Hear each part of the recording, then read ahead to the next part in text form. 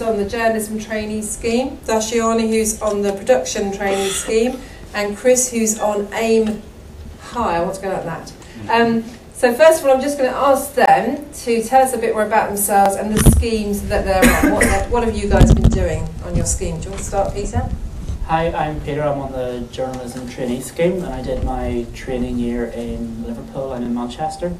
And then when that finished, I came back here to work in BBC Belfast. I've been working in online, radio and television, as kind of doing production and a bit of reporting. And that's kind of the start of my year. Hi, I'm on the production trainee scheme. It's 18 months long and it's across television and radio. I've just started, I'm about 3 months in, and my first placement's television.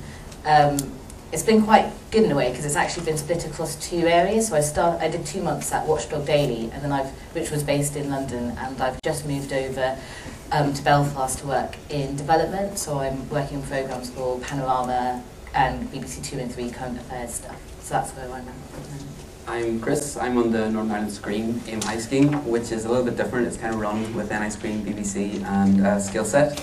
It's an 18-month scheme. I'm coming up to the end of it. I started off in the BBC in Factual, worked on Sunday Morning Live and the 1952 show, just like an archive-led show. I moved on to a drama, The Fall, which is all set, crime thriller, set and shot in Belfast. Then on the Wild Rover, I worked on the David Mead make-believe series, and at the minute I'm in a small company called Indie Productions, who do a lot of Irish language shows and are pitching for a lot of sort of English language shows now, so good. Quite a big variety there. The whole spectrum, yeah. Tell us what you were doing, Chris, before you got onto this scheme. Well, I have a degree in accountancy and I worked in banking for years, so there you go. I have no right to be here. But you know, the great thing about the AIMhigh scheme is that it doesn't really matter what your background is. If you've got, you know, passion and enthusiasm, creativity, it's right for you, and it kind of caters to the individual as well. Even more so throughout the scheme, you're kind of placed where you want to be and where you'd like to see yourself. So it's really great, really. So were you an accountant, Dashiani? No, I wasn't. I'd done quite a lot of stuff before I joined, but it was all quite bitty. So directly before I joined, I was working in BBC Local Radio. I was working on their breakfast show, and before that, I'd worked on some current affairs programmes as a researcher. I'd worked at the news channel. I worked in local commercial radio, but I think the main reason why I wanted to apply for the production trainee scheme is because all the work I'd had so far was it was great, but it was all quite small chunks. It was all about 2 or 3 months long, and what I was finding was that although it was giving me great experience across everything, just at the point when you think, oh, I'm starting to get the hang of this, I'm starting to consolidate my skills, your work would come to an end and you'd be trying to find your next job. And I think what's great about the scheme that I'm on is it's 18 months long and you can really, really build up on your skills. And to the point where you don't. I think before I joined, I felt a bit like I was a jack of all trades, but the master of none. And at the moment, I feel like I'm actually getting to grips with a lot of things, and I'm really starting to understand the craft and understand what it means, and build upon everything without losing the thread, so to speak. As you just lost it there. Yeah, I just lost it there. That's me. Can I just flag up that as of this year, the production training scheme is only going to be 12 months rather than 18? Yes. Thank you, John. Now, I remember, Peter, when I rang you and told you were on the scheme, you said, I have to speak quietly, I'm backstage in a theatre. It was here, wasn't it? Yeah, I worked at the Grand Opera House across the road. Well, Claire phoned me to give me the job. I was in a dressing room with 7 dwarfs. Snow White Panther was on, which was a bizarre conversation for both of us, yes, I think, indeed, wasn't it? Yes, indeed. But yeah, I worked at the Grand Opera House. I just finished Queen's, was working in there as an usher, was doing different things as well. So yeah, I think it just kind of goes to show you can come from any kind of background and get onto these schemes, that you don't have to be I don't know, I think the person you think they may want is probably not it, so that doesn't make any sense, but anyone can go for it, yeah. Yeah, a really wide variety of backgrounds. And tell us a bit about what you had to do to get onto each of the schemes. Chris, what did you have to do? There's initial written application, just sort of outlining your background and your qualifications, and I remember part of the application was a pitch for a programme idea. So you had to kind of outline the script or narrative for that, and how a big point was the sort of multi-platform element, how you would integrate social media and online with that. Then we had a full day interview here, sort of group session, and then an individual interview, and then a 2-week sort of boot camp in the BBC training facilities over in Wood Norton. We had seminars from industry professionals and amazing facilities out there. We shot a short film, you know, scripted, edited, shot, and then we had a day in sort of the live studio setup where we did a sort of mock run through of the show. So. And do you know how many people applied the year that you? I think it was 600 or so. And how many people got on? 15. Not trying to put you off, folks. Just want to give you an idea of the kind of popularity of the scheme. So, what about you, Dashi? It was quite a long process. I think it was stretched out over 5 or 6 months, and initially it was a written application. I think there was a questionnaire type thing as well, and then there was a group assessment day, which was really intense but also really fun in a weird way, and then by about June or July you have to submit a programme idea, and then after that you go for another interview and you find out around September. So it can take a while. Actually, ours is a bit more, the journalism trainee scheme is a bit more short and sharp, isn't it? I don't know, I wouldn't agree with that. I think that's through the winter as well.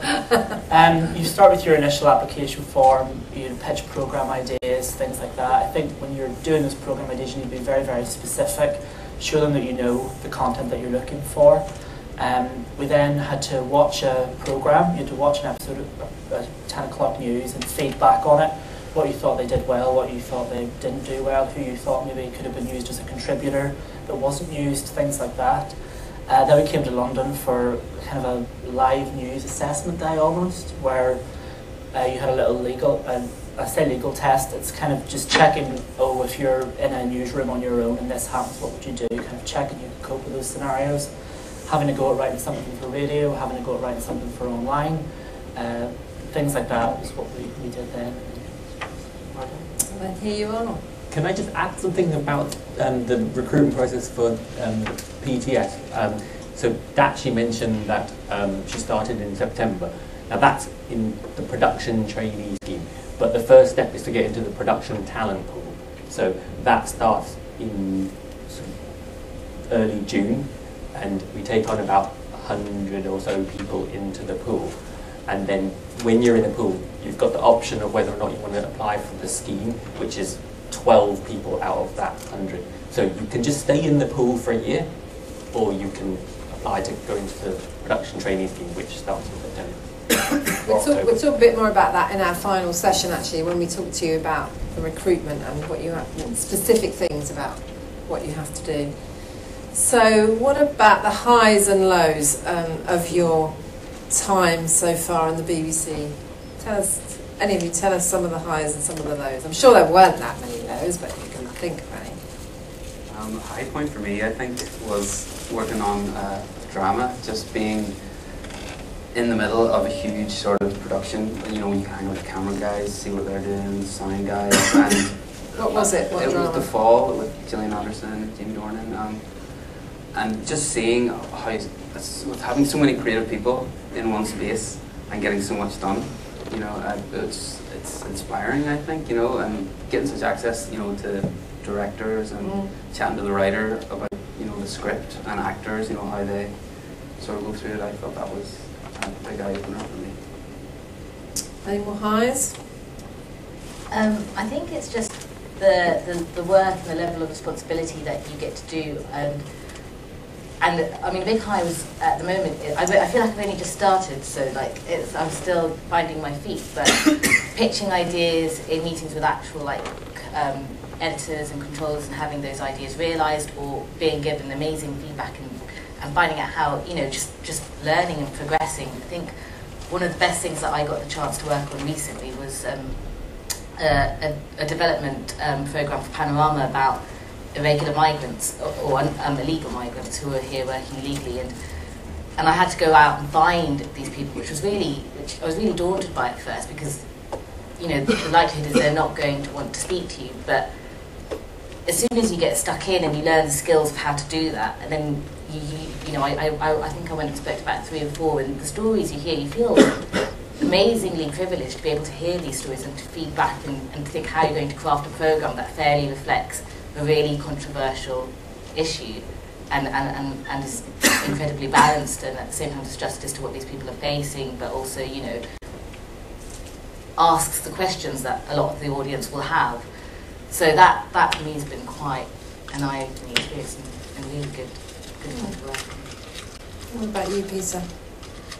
Well, I've been here almost 2 years now, and I've had a fantastic time, from getting to report on riots to getting to go on royal visits, you know, anything really. But I think some of the best bits are when you see what can happen whenever you write a story. For example, we did a story a couple of months ago about a lady who had died after her ATOS benefits had been reassessed, and within 3 hours there were people walking through central London with her name on signs.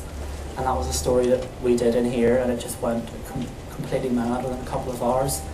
And other stories, like most of you in here, if you have any interest in the media, will probably know the name Oscar Knox, of the little boy from mollusc who has cancer. And we did that story because he had 1,000 Twitter followers, and within what was less than 6 months ago, they've now raised £500,000 for his charity. He's, you know, doing incredibly well, and that's all come through a small idea up in that newsroom, which is completely taken over. So it sounds like the good times are when you're all at the centre of things and really getting stuck in. Are there any lows to doing this kind of work? 4 a.m. starts. 4 a.m. starts, yeah. Standing in a wet field in the middle of the night, trying to herd shepherd collies out of shop. But I mean, it's kind of the high and the low. It's kind of you know, in the same thing and in the same experience. It's, you kind of take from it what you will. But I will say, get a good coat and a good pair of boots. If you're going to be working in Northern Ireland, you're going to need boots. Yeah, can I just echo that? That is very, very true. I remember a low point was working sort of in the middle of the snow with a tripod that was freezing cold, and I had no gloves. And suddenly, like, getting a tripod out of a tripod bag at the best of times is difficult. But when your hands are numb and you're pretty much touching a block of ice, that's a pretty low point, and then you go, why am I here? But you remember very quickly why you are. I had a flood reporter shift one day a couple of months ago, which was horrific because I wore these shoes.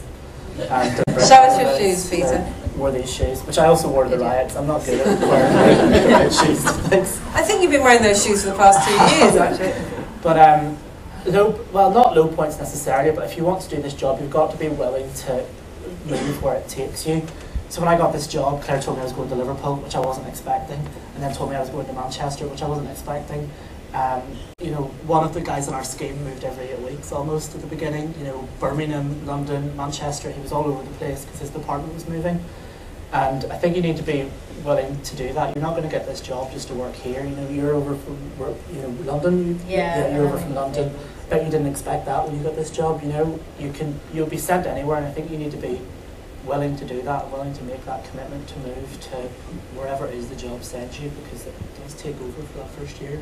Yeah, flexibility and resilience are two of the things that we really bang on about. You do have to be willing to work these strange hours. You do have to be willing to do things at short notice. You might even have to buy the teas and coffees at the beginning. You know, you have to be very flexible, very willing to learn, and very willing to take on anything that's thrown at you, don't you? Have you got any tips for anyone here who's thinking about applying? What would your top tip be? I think to kind of be proactive, you need something to set yourself apart, because there's so many applicants. Something that kind of shows your enthusiasm and commitment. I'd been working in banks, and I quit and set up a website, and I watched the film every day for 6 months and wrote a review and set up Twitter and Facebook pages. And just for somebody to, in the interview they'll say, you know, give me an example when you've been creative, and I'll just say, look, there's 150 film reviews I've just done, you know. Wow. So I think you need not something that's gimmicky, but something that's true to you, and that, you know, that you're passionate about, because I think that kind of shines through. Thank you. I think watch and read everything, but also do it critically. I used to watch a lot of television when I was younger, but I didn't really understand why I liked the programmes I liked, and it was only when I started to really think about it that I think you then come up with better ideas, and it helps in your application and when you're asked to interview about what makes things really work. And also to just, I think, just to be open to different different experiences. One of the best things about the production trainee scheme is I came into it very sort of news and current affairs based and thinking that that's actually the area I wanted to work in, that's where I wanted to go. And on the first day, about half of the people I think on the PTS actually want to work in comedy and drama. And it had just never occurred to me. I mean, I love comedy and I love drama, I love watching soaps, but it never occurred to me that that's something I could work on. Even throughout the whole process, I was very kind of features, current affairs, factual. And suddenly, like, my whole world's just opened up again. And I think that's the thing, you're constantly surprised by stuff. So it's just keeping a completely open mind and watching and reading everything and thinking, you know, is that something I can do? And thinking about how your skills relate to different things, because inevitably, no matter what you've done, even if you used to be an accountant, or I used to sell coffee beans at a market along the South Bank, and I actually used that in one of my programme proposals as a sort of bouncing idea. So everything is useful as long as you sort of just keep an open mind. I think if you're pitching for something in news, you know exactly, you need to have a complete inside knowledge of that programme. So if you're pitching something for Newsline, for example, in your application form, you know, don't just say, I want to do a story about shapes. Think, I want to do a story about this for this reason. It's going to affect the farmers in this area. I want this presenter to do it. I think this producer who works on the programme would be really good to do this story. You know, you need to have a really good knowledge of how that programme works, which will really make you stand out. And as well, I made a pitch yesterday for funding, and I had to put in the pitch, what is your headline? It was for an online strand, and it said, what is your headline going to be? What is your short headline going to be? Who can this be sold on to? What indexes can this go to? What is the picture you're going to use to sell this to us? That's how you need to be thinking in the interview, because that's what they'll catch you out on when this story you're going to do about shape. What picture are you going to do on it? What's your stark image, or what's your proper image that you can get to us to use as a main photo? That's the detail you need to be going into when you're pitching for these schemes. And to add to that, which relates to all of you, I think it's the A word, the audience. You have to know when you're suggesting ideas, when you're reviewing programming, who is the audience? Who are we aiming at here? And I think that sometimes people forget that, don't they? You need to put yourself in the position of the audience and think, does this programme idea work? I'd like to open it up to the floor now if anyone has got questions while we have our three trainees here. Anyone got any questions at all about anything? Are you all struck down by their wisdom and you need to know nothing more? Oh, there's a guy over there, thank you. We have got a mic actually. What we'll do is we'll have one of our energetic audience services team running round. He's just had his lunch, he needs to do a bit of exercise. What experience would you need for journalism? Well, what we ask for, what we're looking for is passion and potential as opposed to any specific educational requirements. We do want some kind of written journalism experience. We don't want complete beginners, and we're not really aimed at people straight out of uni. So we want to know that you have been, if you've been at college, you've been doing the radio station or something like that. We want to see, have you been working on a paper, on a magazine, have you been blogging, have you been doing film reviews, you know, related to journalism. We're not looking for people with lots of broadcasting experience because we actually will give you that training. So it's really about how much have you shown us. If you show on your application form, I've done all these different things because I really want to be a journalist, I've been out there. You know, you've been doing different things, haven't you, Peter? And you showed on your form you really wanted to do this. You have got to be a good writer. I mean, that's, you know, so you practice your writing all the time, I would say. I'd like to sort of answer that from the production talent pool perspective as well. You don't need previous experience to join the production talent pool. However, you have to be conscious that a lot of the people that you're competing against will have experience. So, you know, a lot of people will come from a media background, having done a media degree, but it's not a requirement. However, we'll ask you to sort of demonstrate your passion for storytelling using the media. And if you haven't got experience through doing a degree or through work, you can still talk about things that you've done personally, and that sort of counts as experience as far as we're concerned. Thanks, Don. Any more questions? Yes, go at the back there. I was just wondering, what would it look like? Can we just give you the mic and then we can...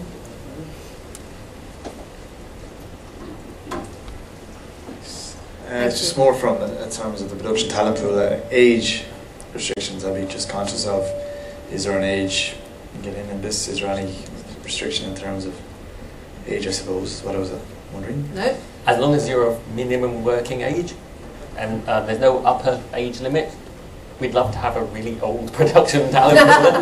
Great. Not that we're referring back to you, of course. There's no age limit on any of our schemes, actually. I mean, we've had people late 30s, 40s. We've had career changes. We are really open. Doctor? We had a doctor on our scheme who was fully qualified, done all the training, and she never wanted to be a doctor. Her parents wanted her to be a doctor because they were doctors, and she just said, "No, I really, really want to get on the scheme." And by doing that, she took a huge pay drop. She was really showing her commitment. And she works in news gathering, part of our output in London, where we look for stories. She's with the health department, and she's set up an NHS day recently. And her background as a doctor in health has been really useful. She was also able one day to diagnose someone on the desk who had Bell's palsy. Quite handy, really, isn't it? I'm not suggesting you all develop these extra skills. I'm sure that Chris at the end, when they're in the pub buying the drinks, he's the one who has to add it all up with his accountancy. Can I just say that happens all the time? But does it? just because more so in our scheme, working in independent companies, Yeah. it's a business at the end of the day, and a lot of it comes down to budgets, and there's a lot of figures being thrown about. Yeah. So it definitely helps. It definitely helps. So, it's not to discount any background, Yeah, we are very, we're not ageist. Any kind of background, the broader your background, the better. We're looking for people to bring something from their own background that can help us enhance our output, maybe reach audiences that we don't reach. So we're very, very open to just, you've just got to sing on your application, and that's the big thing. Rosie here. Oh, yeah. Hi. I just wanted to ask, did you get in on your first attempt, or was it a second, maybe a third attempt? Well, this is the AIMhigh. It was the first intake, so it was the first attempt. Yeah, I did. I got into my first attempt as well, but there were quite a few in our group that were second, third timers as well. Yeah. So We've had people apply 3 or 4 times. We've also had people who are in to get as far as interview, don't get through. I give them some feedback and they come back, and it's great if they then manage to get through. They have to start at the bottom again. There's no kind of fast track round. And I think for us, for all the schemes, it's a sign of determination, isn't it, Don? Mm-hmm. If you keep on trying. And sometimes we see candidates who get to assessment centre stage, but they don't quite get through. And we give them feedback afterwards, and they go away and just work on developing themselves over the following year and come back a stronger candidate, and they get through. Yeah. That's like just that. So you were talking about the talent pool, and you said that you can stay in for a year. What happens after that year? You're just in the pool for a year. So after that year, you're kind of on your own, back out there. Hopefully by the time you've been through the production talent pool, you'll have built up a network of contacts, and you'll be able to take that network and find work through the people you meet, or go back out and to work for the indies. And it's like one workforce that moves in and out between BBC and the indies, and so even when you're in the pool, there's people who will do work outside in between contracts. So it kind of gives you that experience to put on your CV that it says so much when you've been in the production talent pool, and that opens lots of doors for you. So what are you doing when you're in the talent pool?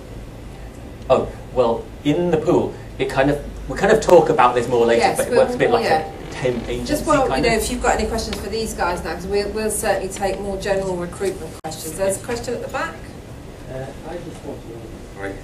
I just applied for the journalism training scheme last year, and I've heard 2 different things. I went on to the assessment stage afterwards and did the aptitude test, but I had heard that you're only put through the aptitude test if your application was good enough, and I've also heard that everyone was asked to do the aptitude test, and I just want to figure out where exactly I was in the process, in the recruitment process, because I don't know whether my application was good enough or it wasn't.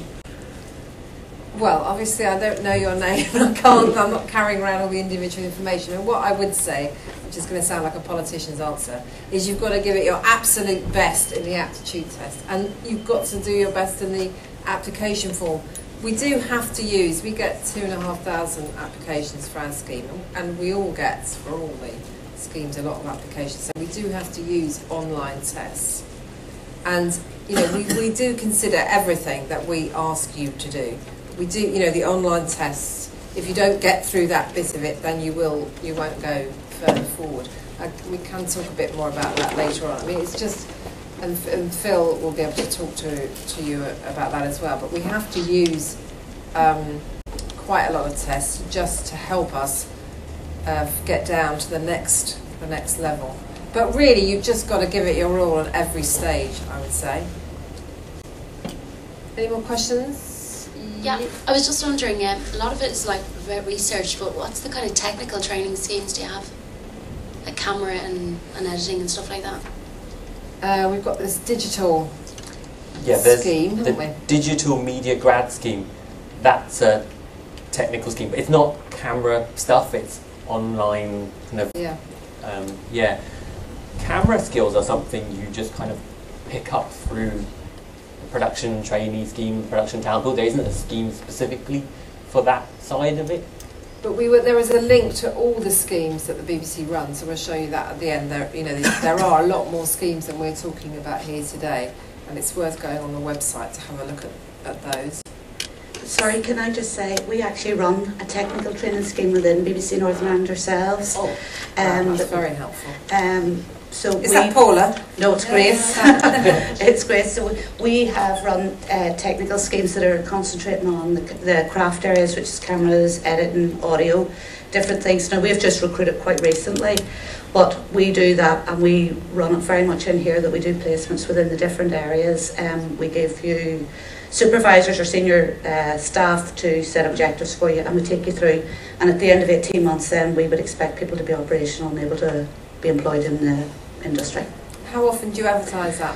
Well, we were part of the AIMhigh scheme for the last run, but the technical end's not involved this time. So we've recruited recently. So hopefully every 18 months we'd be hoping to run that, and we would take between about 5 to 10. Hopefully. And would people find that on the BBC Jobs website? Yes, we put it in the BBC Jobs website, and we put it in nijobs.com as well. So it's advertised here as well. Thank you. Any more for any more? Anything you want to ask our trainees about their experiences? Yeah, chat here.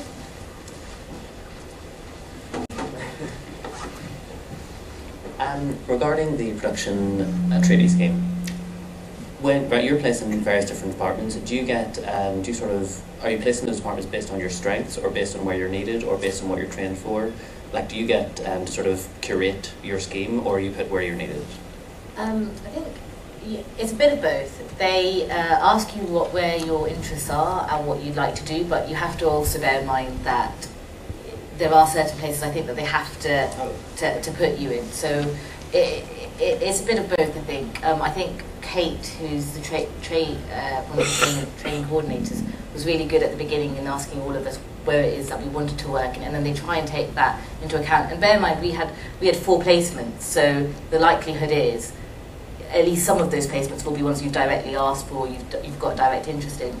I think one of the things you have to be flexible about is most of your placements won't be in London or in the place that you necessarily want to be in, and but that's never a bad thing.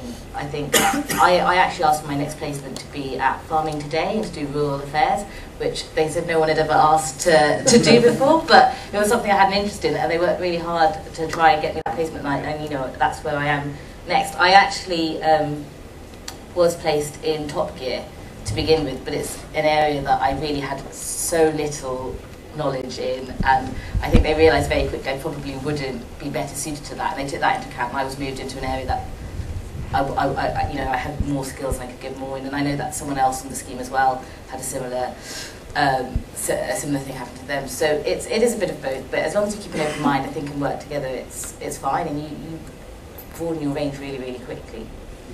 Can I also ask, the scheme that's been taken down from 18 months to 12 months, what exactly is the actual difference between the 18-month scheme and the 12-month scheme? Presumably if there's less time, there's a big change in the structure, is there? You would still do all the same things, but just in less time, basically. You would still go on a number of placements and you would have the same training. But, yeah, I think the placements will just each be... I'm not sure if the placements are going to be a bit shorter, or there's going to be one less placement. It's all being It hasn't worked. happened yet. It's going to happen this time around. And basically it's because the BBC is trying to bring its schemes into line. So the journalism trainee scheme is a year long, and other schemes are shorter, 6 months. You come in via a scheme called Extend for disabled candidates. And so the BBC is trying to make all its schemes a bit more organised and the same length, so that we can perhaps bring some of our recruitment processes together. Just addressing your question about the choice of the placements, we do find out what you're interested in, what you want to do, and we try and factor that in, but a lot of it's also based on what the needs of the business are, you know, where they need the trainees, because we can't just make up the placements, they have to be genuine. And so one of the things that I think is really valuable about the scheme is that it gives you a really broad range of experience, and often those placements where you're kind of outside your comfort zone doing something that you're not really interested in, we've found that they've often turned out to be the most fulfilling placements that people have ever had. Yeah, I'd really echo that, and it's important, as Ashiani was saying, this open-mindedness is really, really important. You know, the media industry is huge, there are so many different parts to it, and you just, you know, you might go somewhere and love it that you never would have thought of before. You might go from news to sport, or, you know, and the more places, the more willing you are to try different places, the better, I'd say. Is there one more question before I... Oh, there's two more questions. There's someone there. This is regards to the AIMhigh scheme. Basically, it's a collaboration of skill set as well as an ice cream. Is there any potential of a second intake with that? I think so, yeah. Let's ask Paula McBride, who's a talent manager here in Northern Ireland. She can answer that one.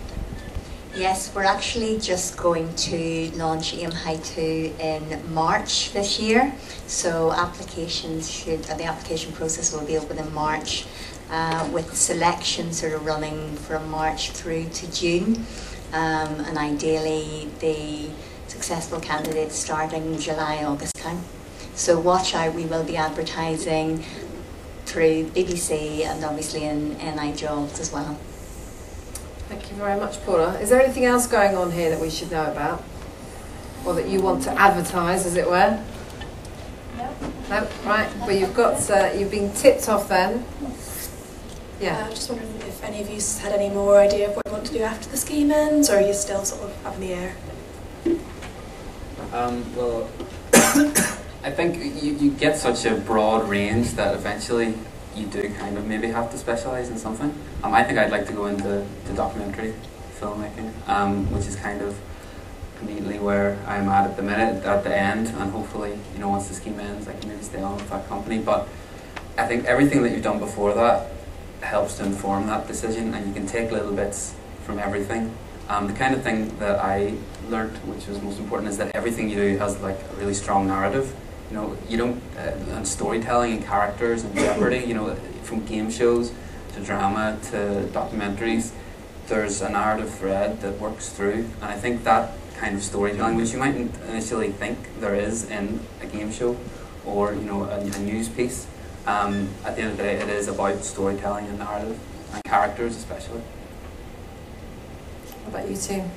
I think ultimately I want to go into producing radio documentaries, but I think one of the best things about the production trainee scheme is it gives you a chance to do all the different things you would never get the chance to do, or you might find it really difficult to go into. So like, I really want to try radio drama, and I want to go to the Rural Affairs unit, so I'm still open to the fact that my choices might that my likes and dislikes might completely change, but I think that's, you know, ultimately where I really want to be.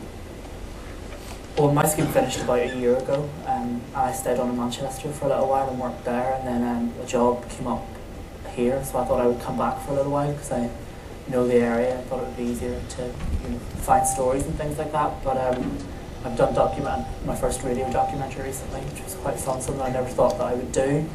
We did it for Radio Ulster, and now we're going to try and sell it to World Service. So just things like that are quite interesting. Where are you heading? I don't know, back up here to finish the story. This morning my editor came in and she said, I heard a Northern Ireland accent on Radio 2, found out what it was and what it was about. So that was my brief this morning, to write a story today on whatever that person was talking about on Radio 2. Really? Have you found out yet? Yeah, I'm waiting, they're ringing me at 4 o'clock. Oh. So. Well, thanks very much to all our trainees. I think we should give them a round of applause. Thank you. And we're going to just show you a film now about the production trainees. Perhaps we should, well, I'm certainly going to move out of the way. 9, 7, 6, 5, 4, 3.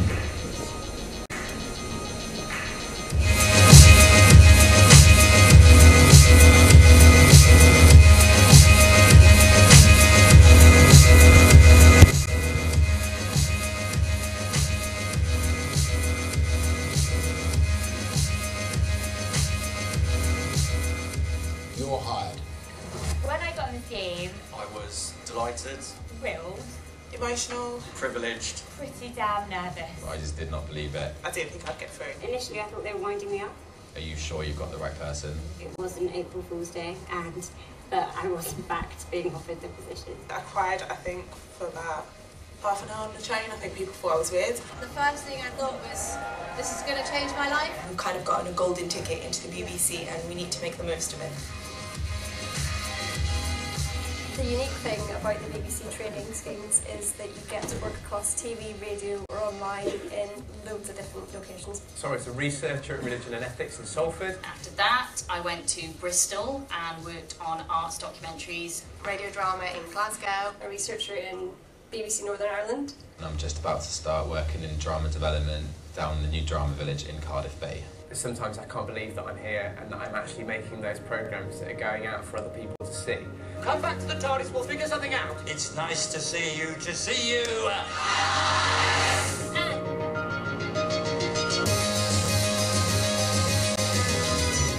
One of the best moments as a trainee, I think, is when you take all the skills that you've been learning and suddenly you can turn them into great programmes.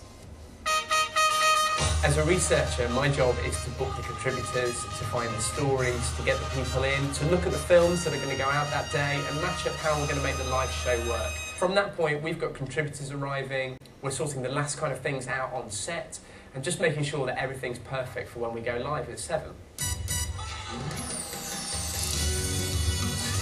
On a typical day on Strictly, I would go out and we'd film the dance rehearsal, and that would all be leading up to the studio show on Saturday night. Being there, filming, when the voiceover announces was pretty amazing and pretty surreal.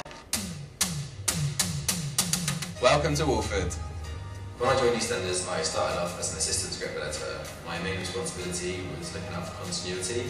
I had to know who worked where. And Lucy had to look after this business as well when Ian had his breakdown. Who lived where. This is Masood's house. And just generally know everything I can about Albert Square. Nobody knows why no one on the square doesn't own a washing machine and still has to go to the laundrette.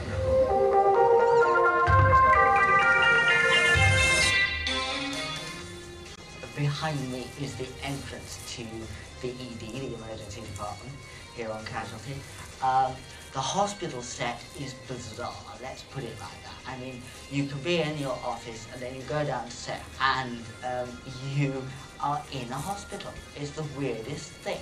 My job as a script assistant is a real mix of different things. It's a really exciting job because you're actually working from idea to commission to seeing it on the screen, which is great.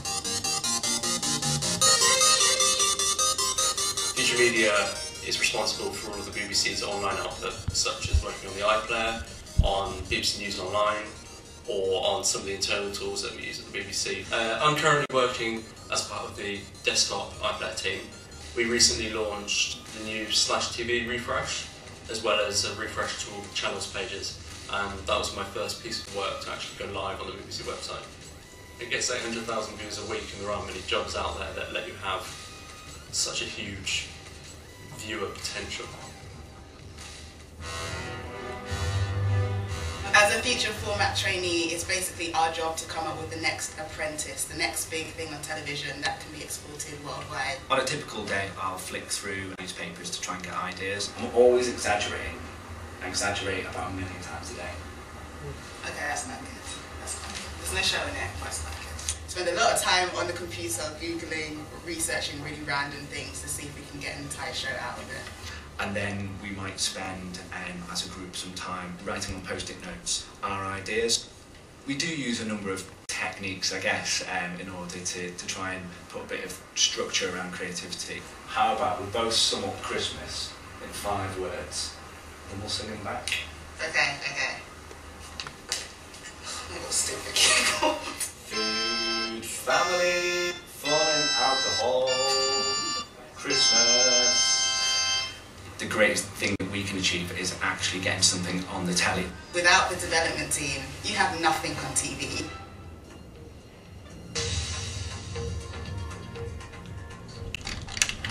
Hello BBC London News. Working in BBC London or anywhere else in the BBC as a journalist can be really varied. Today, for instance, I'm working on BBC London TV News, producing items for the 6:30 bulletin, looking at various stories, how we're going to tell those stories, what questions we might ask, what graphics we might use, and all the different elements that make up a package on our local TV news.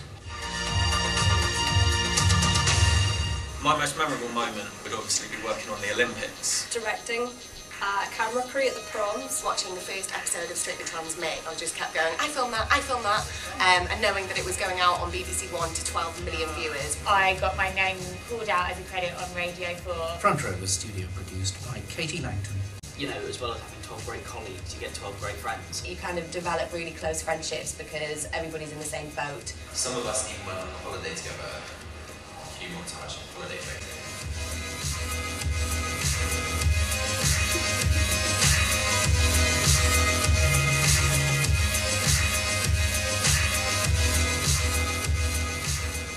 The scheme's definitely lived up to my expectations. In fact, it's surpassed them. It's opened up a world of opportunities. And it's been the most intense, challenging and exciting time. If I went back in time and told the 10-year-old me that I'd be working on Match of the Day, it is everything I wanted it to be and much, much more. Trainee schemes are hugely important. I just don't see any other way I could have made the leap to television and do something like this without the scheme. We're going to take a 10-minute break now. If anyone needs the